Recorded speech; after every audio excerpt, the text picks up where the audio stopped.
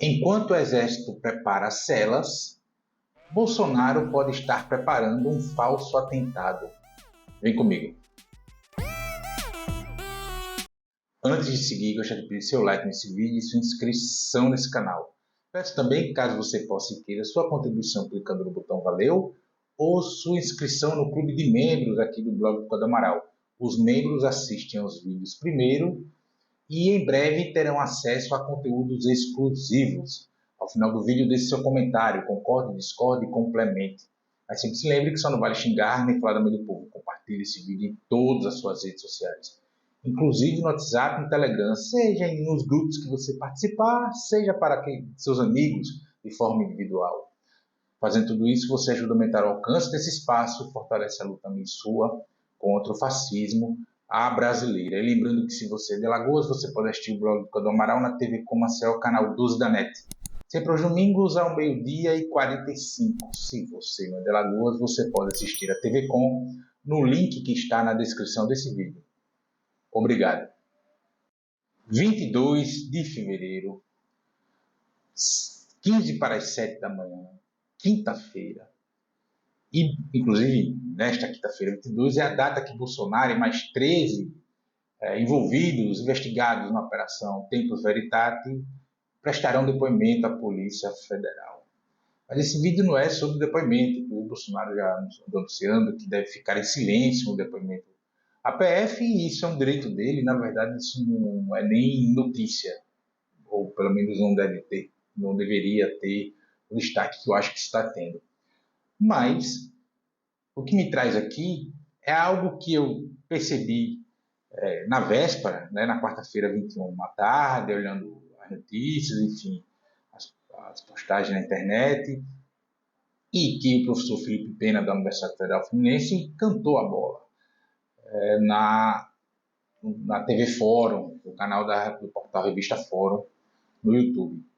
É que o Jair Bolsonaro pode estar preparando um falso atentado na manifestação que ele chamou para São Paulo, agora no dia 25, para se defender, enfim, para mostrar força política, como se isso fosse mudar alguma coisa, o rito do Poder Judiciário em relação ao tanto de inquérito que tem em torno dele e a sua iminente prisão. Primeiro, tem o histórico de vitimização. O Bolsonaro tem esse histórico de vitimização. Na verdade, a extrema-direita como um todo tem esse histórico.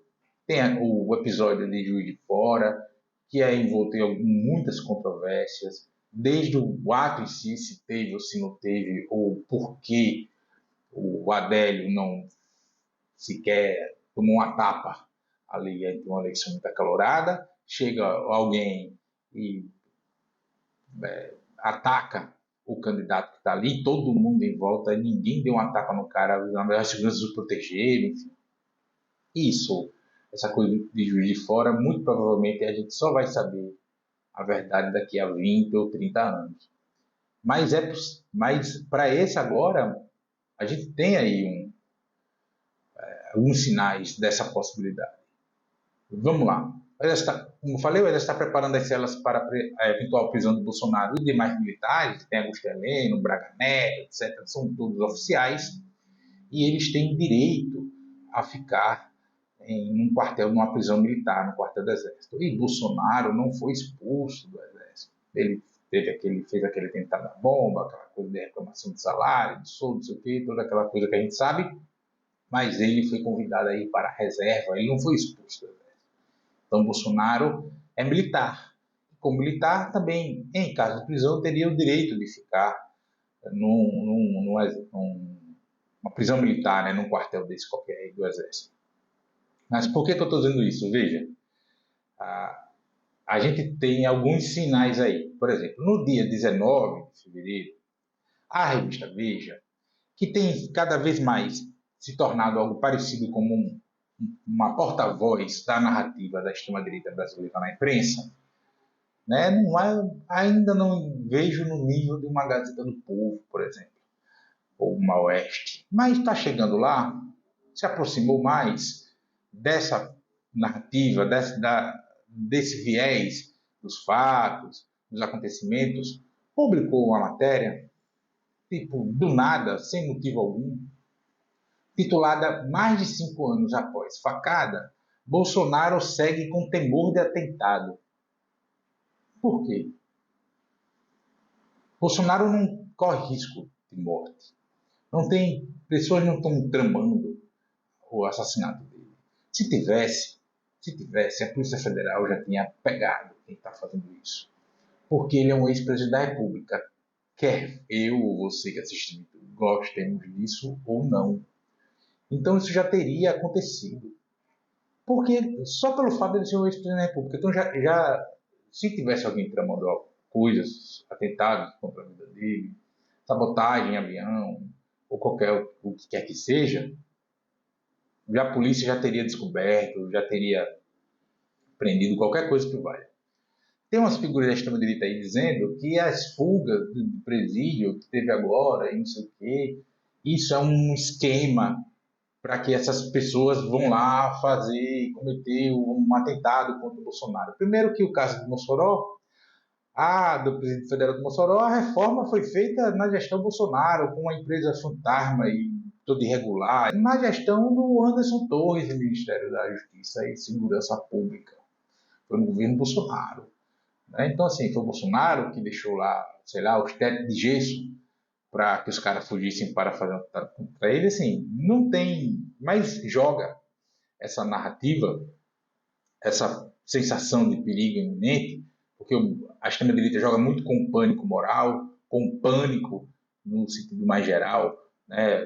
Questão de costumes, questão de segurança, o mito vai morrer, querer matar um mito porque ele é um enviado dos céus, aí joga com essa mistureba toda, que mistura com religião, com política, toda essa confusão aí. E aí a Veja vai nessa matéria que não tem sentido.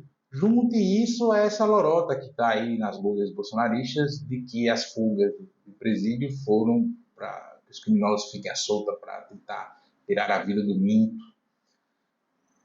Aí vem o próprio Bolsonaro, numa entrevista dada à CNN Brasil, em 21 de fevereiro, 2 dias depois. E aí ele está comentando o caso da inelegibilidade dele pelo Tribunal Superior Eleitoral. Aí ele joga essa. Qual é o próximo passo? Me executarem uma prisão? Veja, mas pode ser uma pergunta retórica. Ele está dizendo que está sendo perseguido e que isso vai... que não falta mais nada. Se a horda que o segue tivesse alguma capacidade cognitiva, conseguisse entender, inclusive, palavras, textos, de forma não literal, como se tivesse 5 anos de idade, se conseguisse entender metáforas, conseguisse entender figuras de linguagem, poderia ser, mas não é. E ele sabe, e o entorno do Bolsonaro sabe também, que o comportamento principal, hegemônico, de entendimento da realidade das pessoas que o seguem, que idolatram, não é o entendimento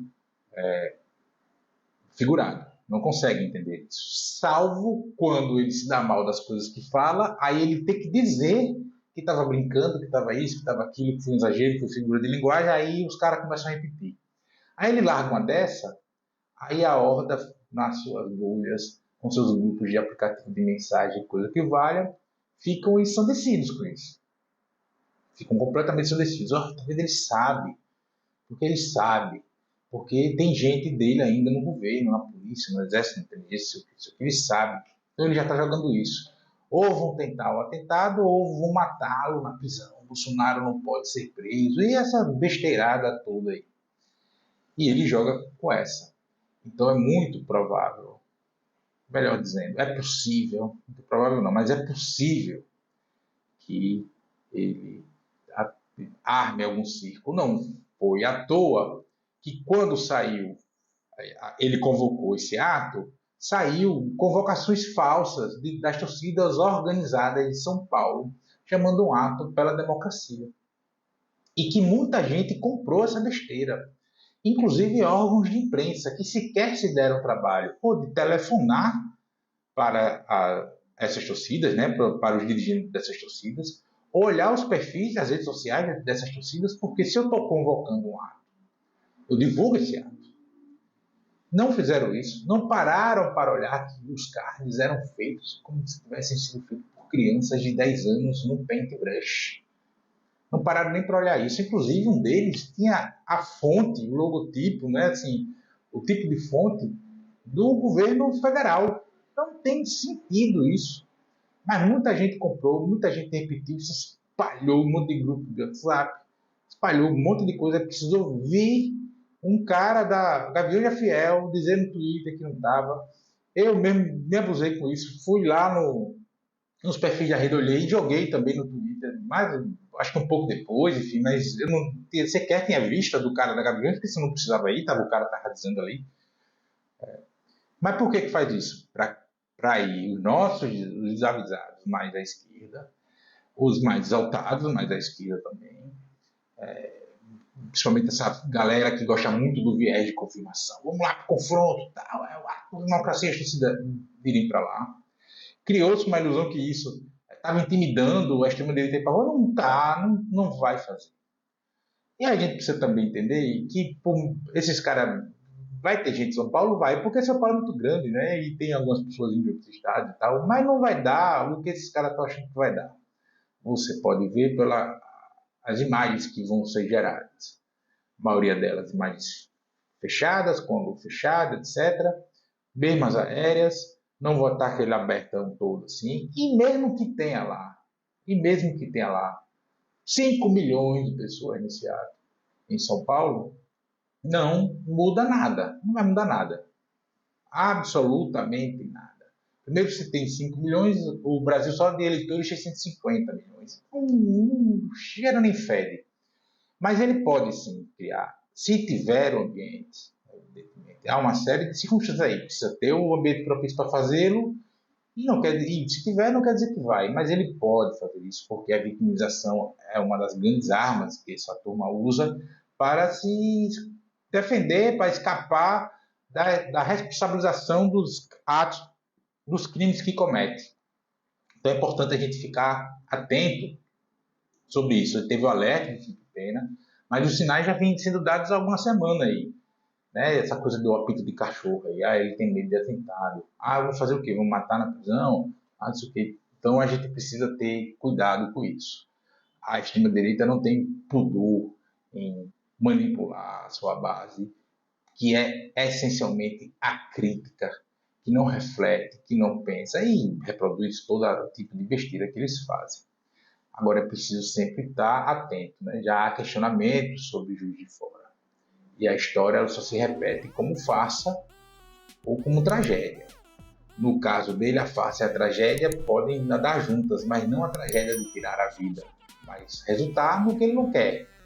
Chilindró.